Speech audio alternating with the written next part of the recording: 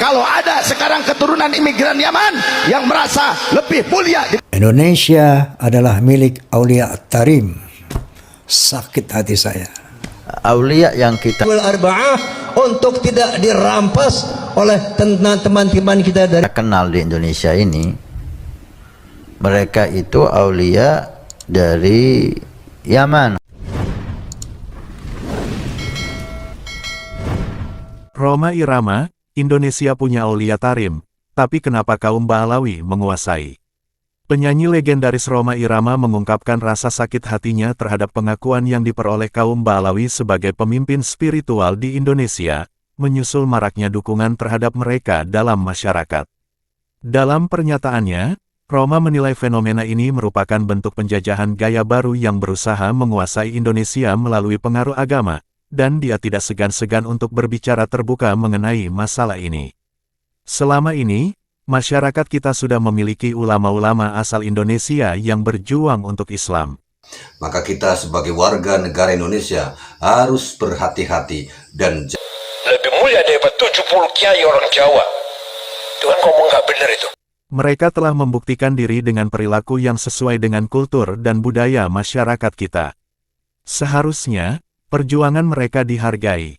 Tapi kini, kita malah melihat pengagungan terhadap keturunan Baalawi yang belum tentu murni dakwah untuk Islam Indonesia, tutur Rhoma dengan nada penuh emosi.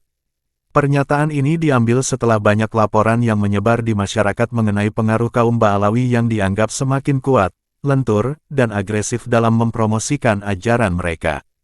Rhoma merasa menderita melihat kenyataan bahwa ulama yang lahir dari tanah air seolah-olah diabaikan, sedangkan keturunan dari luar justru mendapatkan perhatian lebih.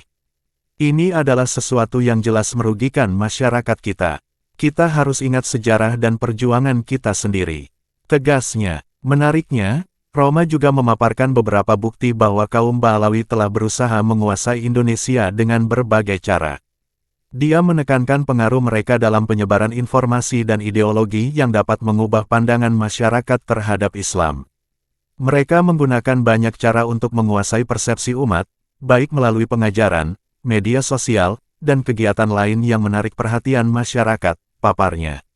Salah satu bukti yang disampaikan Rhoma adalah tentang upaya kaum Baalawi yang mencoba melegitimasi pengaruh dan eksistensi mereka dengan mengklaim bahwa mereka memiliki hubungan darah langsung dengan Rasulullah SAW. Ini bukan hanya kesombongan. Mereka berhasil membangun gelar serta kedudukan yang seolah-olah tidak dapat ditandingi oleh ulama asli kita, ungkap Rhoma, menyayangkan langkah-langkah yang diambil oleh kaum Baalawi. Dari sudut pandangnya, Rhoma menekankan pentingnya mengenali warisan budaya Islam yang telah ada di Indonesia. Sejak awal, Islam di tanah air telah dibawa oleh para wali, seperti Wali Songo, yang dengan gigih memperjuangkan dan menyebarkan nilai-nilai Islam yang kental akan budaya lokal. Perjuangan para ulama asli Indonesia telah melahirkan paham yang menghargai perbedaan dan bersifat inklusif. Kita tidak bisa membiarkan pengaruh dari luar merusak kerja keras tersebut, ucap Rhoma. Dengan semangat juang yang tinggi, Rhoma bertekad untuk tidak gentar memerangi pengaruh kaum Baalawi yang dianggap berpotensi merusak persatuan dan kesatuan umat Islam di Indonesia.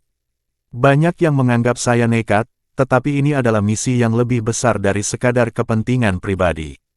Saya ingin kita kembali pada Islam yang murni dan sesuai dengan akar budaya kita, tambahnya.